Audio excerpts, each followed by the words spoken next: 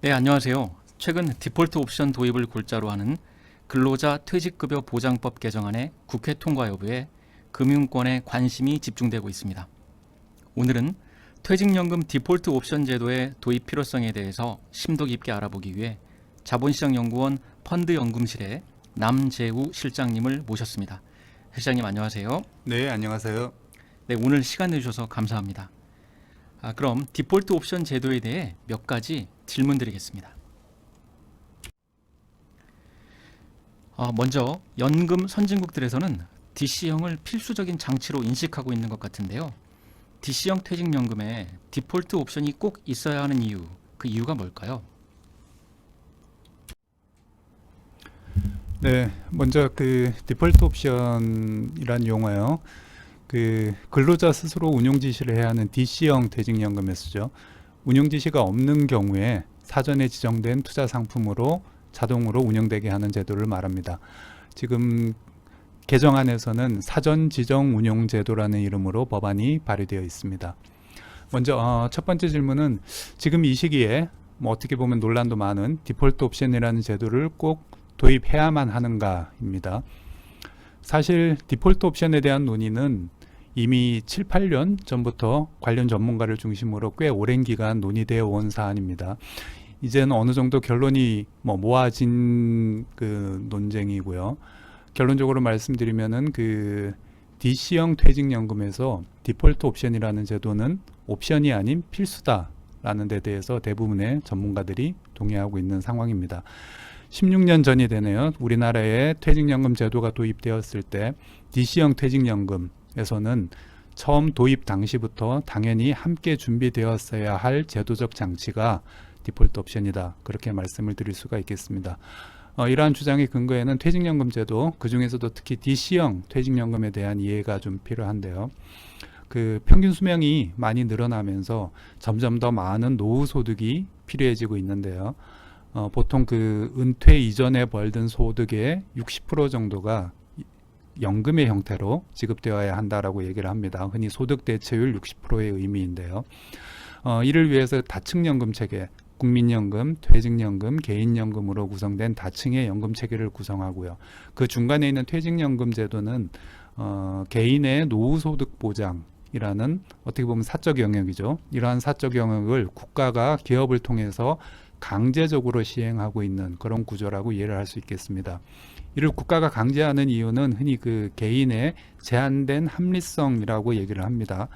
근시안적일 수밖에 없는 개인이 연금의 축적 단계에서 충분한 노후 자금을 축적하지 못할 것이다라는 전제로 연금의 축적을 강제하는 것이죠. 하지만 연금의 운용 단계에 있어서는 퇴직연금 중에 DC형의 퇴직연금은 어떻게 보면 개인이 완벽하게 합리적으로 장기적으로 연금 자산을 운용할 수 있을 것이다 라는 것을 가정하고 있습니다. 일종의 구조적인 모순인 거죠. 하지만 일반 근로자를 아무리 교육하더라도 연금 자산에 초장기로 운용해야 될 연금 자산에 를 합리적으로 운영할 수 있는 그런 충분한 지식과 역량을 쌓는 것은 현실적으로 가능하지 않다라는 것이 연금 선진국의 앞선 결론입니다. 그럼 이런 연금 선진국들은 이러한 문제를 결국 제도적 장치인 디폴트 옵션으로 풀고 있다라는 것입니다. 실제로 디폴트 옵션을 시행하고 있는 나라들, 미국, 호주를 포함해서 많은 나라들에서는 공통적으로 DC 근로자의 80% 이상이 디폴트 옵션으로 자신의 연금을 운용을 하고 있습니다. 이러한 현상을 반대로 해석을 해보면 우리나라 지금 DC형 퇴직연금의 80% 이상이 원리금 보장에 집중되어 있다라고 하죠. 단기 예금 상품으로 운영하고 있는 현실, 이러한 현실이 결국 디폴트 옵션의 부재에 기인한다고 볼 수 있겠습니다. 결론적으로 말씀드리면 DC형 퇴직연금에서 디폴트 옵션은 필수적인 제도이며 연금 제도를 운영하는 복지국가의 어떤 기본적인 책무에 해당한다라고 말씀드릴 수 있겠습니다.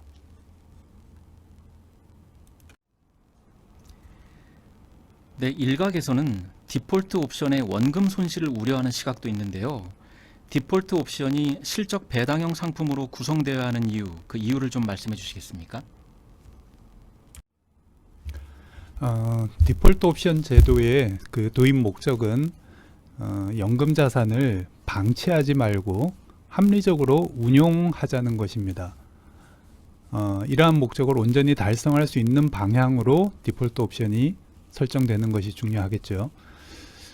그럼 먼저 지금 현재 80% 이상의 연금 자산이 원리금 보장 상품에 집중되어 있는 상황, 이 상황이 과연 정상적인 어떤 운용의 결과이겠느냐 하는 것입니다.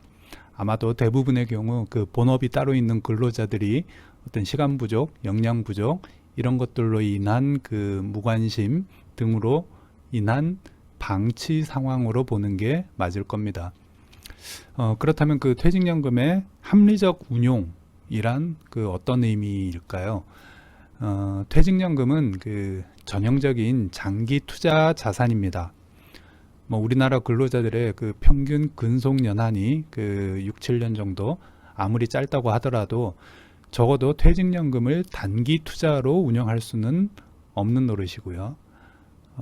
장기 투자로서 흔히 말하는 잘 분산된 포트폴리오를 구성하는 것, 그것이 연금 자산의 합리적인 운용이라고 할 수 있습니다. 많은 분들이 어떤 원금 손실의 우려를 얘기하십니다만, 장기 투자에 있어서 단기적인 1년 단위의 원금 손실은 흔히 제도적으로 완벽하게 차단해야만 하는 어떤 그런 실질적인 위험이 아니다라는 것입니다.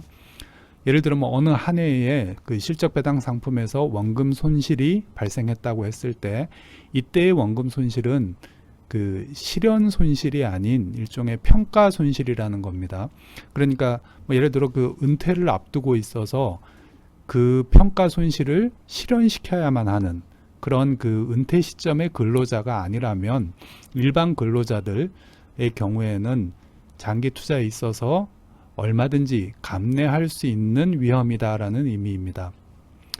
결국 디폴트 옵션이라는 제도를 도입하는 제도 도입의 목적을 온전히 달성하기 위해서는 디폴트 옵션의 형태가 반드시 분산된 위험의 포트폴리오 투자 형식이어야 한다라는 뜻입니다. 물론 본인의 위험 성향이 매우 보수적이어서 어떤 합리적인 판단 하에서 나는 원리금 보장형으로 운영하겠다라는 개인도 있습니다. 이런 개인이 디폴트 옵션이라는 제도로 인해서 어떤 본인의 위험 성향에 반해서 원치 않는 위험 자산을 편입하는 경우, 이런 경우가 발생해서는 안 되겠죠. 하지만 그래서 디폴트 옵션의 설정 대안, 흔히 QDIA라고 하는 건데요. 설정 대안에 원리금 보장 상품이 포함되어야 한다라는 의미는 아닙니다. 이런 보수적인 안전지향적인 개인은 당연히 원리금 보장 상품으로 어떤 구체적인 운용 지시를 내리게 되겠죠. 이렇게 운용 지시를 내린 근로자는 처음부터 디폴트 옵션 투자의 대상에 포함이 되지를 않고요. 디폴트 옵션 제도 하에서도 디폴트 옵션을 운용하는 근로자에게는 정기적이고 지속적으로 계속해서 구체적인 운용 지시를 내려달라고 요구를 하게 됩니다. 언제라도 디폴트 옵션에서 빠져나가서 본인이 원하는 상품에 투자를 할 수 있다라는 것을 강조하는 것이죠. 결국 원금 손실이라는 관점에서 퇴직연금의 투자 가능 상품, 흔히 퇴직연금 펀드라고 하는 퇴직연금의 투자 가능 상품에 원리금 보장이 포함되어야 한다라는 주장하고, 디폴트 옵션의 설정 대상에 원리금 보장 상품이 포함되어야 한다라는 것은 완전히 다른 얘기가 됩니다. 흔히 디폴트 옵션의 성공적인 사례로 평가되는 미국의 경우에도 QDIA의 설정 대상을 리스팅하고 있는데요. 거기에 있는 흔히 안정형 상품이라고 되어 있는 것도 우리가 원리금 보장으로 얘기하는 예금 형태의 상품과는 전혀 다른 형태이고요. 그마저도 3개월 한시적으로만 설정할 수 있도록 규정하고 있는 부분을 좀 참조할 필요가 있을 것 같고요. 만약 디폴트 옵션에 원리금 보장이 포함되어서 QDIA가 설정이 되는 경우 애초에 제도 도입의 목적, 연금 자산의 합리적 운용이라는 제도 도입의 목적이 희석이 될 우려가 매우 큽니다.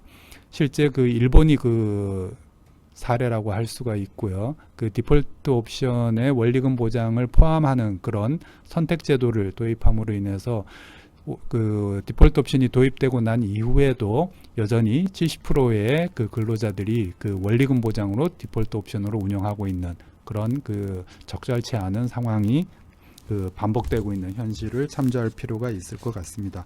결론적으로 말씀드리면 그 디폴트 옵션의 설정 수단, 그러니까 운용관리기관이 선택할 수 있는 디폴트 옵션의 상품은 반드시 그 분산된 위험의 실적 배당 상품이어야 한다라는 뜻입니다. 퇴직연금은 근로자 노후 생활의 안전판 기능을 담당하고 있어서 안정적인 수익률이 중요하다고 인식되고 있는데요. 퇴직연금의 수익률 측면에서 디폴트 옵션의 도입이 가져올 긍정적인 효과는 무엇이 있을까요?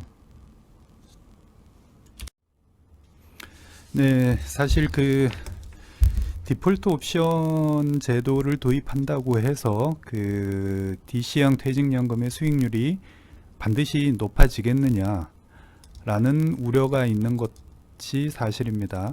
뭐 부정적으로 보는 시각에서는 그 실적 배당 상품의 그 변동성 큰 수익률로 인해서 오히려 장기적으로 원리금 보장만도 못한 수익을 실현할 수도 있는 것 아니냐라는 그런 우려가 될 텐데요. 이 문제는 디폴트 옵션 제도 자체의 문제, 제도를 도입할 할 것이냐 말 것이냐의 문제라기보다는 구체적으로 그 제도를 디폴트 옵션을 어떻게 설정하고 디폴트 옵션을 제도를 어떻게 운용하느냐라는 관점의 문제인 것 같습니다. 그러니까 그 흔히 그 어느 정도의 위험을 취하면 그에 상응하는 그 위험 프리미엄이 기대가 된다라고 얘기를 하죠. 그래서 특히 그 단기가 아닌 그 장기의 관점에서 봤을 때는 그런 그 장기적인 관점의 위험 프리미엄이 존재한다라고 보고요. 뭐 이 말을 쉽게 그 이해하면 그 장기 투자의 관점에서 봤을 때 그 원리금 보장 상품에 비해서 그 특정 위험을 지는 그 실적 배당 상품의 장기 기대 수익률이 높다라는 것은 그 학계의 정설이 되겠고요. 결국 그 자산 운용에서 수익이라는 것은 그 위험에 대한 대가다라고 이해를 하신다라면 현재 원리금 보장 상품이 그 노 리스크 노 리턴 전혀 위험을 지지 않음으로 인해서 실질 수익률 개념에서는 수익이 전혀 발생하지 않은 구조가 퇴직연금의 운용에는 적합하지 않고 적절한 수준의 위험을 부담하면서 합리적인 수익을 기대하는 것, 뭐 미디엄 리스크 미디엄 리턴이라고 얘기할 수도 있을 테고요. 뭐 이런 방향이 맞는 방향이다라는 것이죠.